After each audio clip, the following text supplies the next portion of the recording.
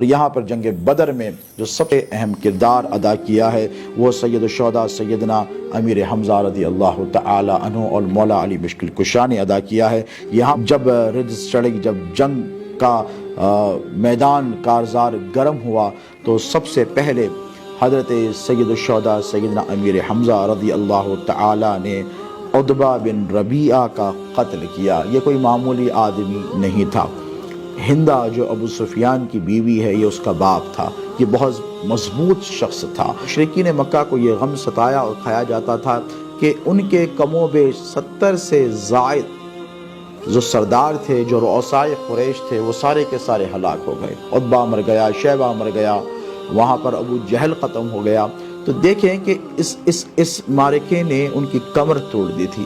ابو سفیان نے یہ عہد کیا تھا کہ میں اس وقت تک سر پر تیل نہیں ڈالوں گا اور کنگا نہیں کروں گا جب تک کہ میں بدر کے مقتولین کا بدلہ نہیں لیتا۔ بدلے کی آگ اس کے سینے میں جل رہی تھی، ہو کر آ رہا ہے۔ آقا علیہ الصلوۃ والسلام بالآخر شوال المکرم 3 ہجری میں میدان احد میں پہنچے، اور احد کا پہاڑ حضور پاک علیہ الصلوۃ والسلام سے بے پناہ محبت فرماتا ہے۔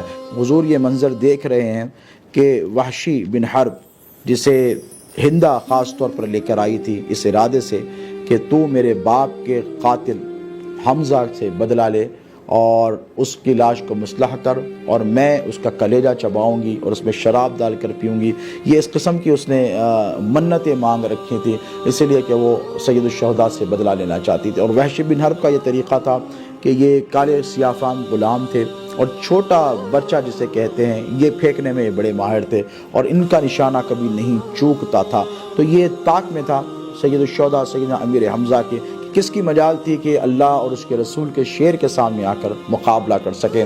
اس طرف وحشی جو ہے بالکل طاق میں ہے کہ اللہ کے رسول کے شیر یعنی سیدنا امیر حمزہ پر کیسا حملہ کرے، اور اس نے موقع کو غنیمت جانا، جبتا رہا، طاقتا رہا، اور بالآخر جب اس کو ایک اپارچونٹی ملی، جب مسلمانوں میں کوہرام مچا، پیچھے سے خالد بن ولید حملہ آور ہو گئے اور مسلمان ایک طرف سے اس طرف، اس طرف سے اس طرف بھاگنے لگے، تو وحشی نے وہ نیزہ ٹاک کر ایسے پھینکا کہ حضرت سید الشہداء امیر حمزہ رضی اللہ تعالی عنہ کے پیٹ میں ناف کے نیچے سے داخل ہو کر پیٹھ کی طرف سے، اسپائنل کارڈ کی طرف سے نکل گیا۔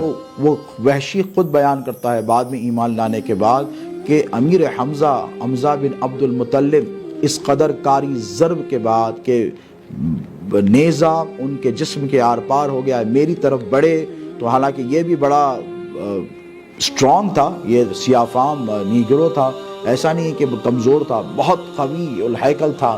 یہ خود کہتا ہے کہ میرے قدم وہیں پر زمین پر شل ہو گئے، اور قریب تھا کہ حمزہ مجھ پر لپکتے اور شیر کی طرح حملہ کر کر میرا کام تمام کر دیتے۔ ایک گڑھا بیچ میں آیا جس پر ان کی نظر نہیں پڑی، اور وہ گڑھے کی طرف گرے، اور وہ نیزہ اور تیزی کے ساتھ ان کے جسم کے آر پار ہو گیا، اور انا للہ و انا الیہ راجعون، وہیں پر وہ شہید ہو گئے۔ اللہ کے رسول علیہ الصلوۃ والسلام کی نگاہوں نے یہ منظر دیکھا، ادھر آسمانوں پر ہنگامہ برپا ہوا کہ ام رسول اس دار فانی سے کوچ کر گئے ہیں۔ اب یہاں پر دیکھیں کہ ادھر سید الشہداء سیدنا امیر حمزہ رضی اللہ تعالی عنہ، جو حسن و جمال کے، جاہ و جلال کے پیکر تھے، ان کی نعش مبارک بے گور و کفن پڑی ہوئی ہے۔ ادھر ہندہ بنت عتبہ وحشی بن حرب کے ساتھ ٹھہری ہوئی ہے، اور سید الشہداء سیدنا امیر حمزہ کی نعش مبارکہ کا وہ مسلح کرنے لگی۔ کان اس نے پہلے کاٹے، اس کو اپنے ہار میں یعنی جسے نیکلس کہا جاتا ہے اس میں ڈالا، پھر اس کے بعد ایک روایت میں آتا ہے کہ آنکھیں نکالی، ایک روایت میں آتا ہے کہ ناک مبارکہ کو کاٹا، پھر اس کے بعد بھی اس کا دل نہیں بھرا کہ کس قدر خصومت، کس قدر دشمنی خانواد رسالت مآب سے تھی۔ اس کے بعد وحشی سے کہا کہ اس کا سینہ چاک کرو۔ سید الشہداء کا سینہ چاک کیا گیا، پھر اس میں سے اس نے جگر نکالا، اور جگر نکال کر اسے چبانا چاہتی تھی، وہ نہیں چبا پائی۔ وہ چبا بھی لیتی اگر کسی اور کا جگر ہوتا۔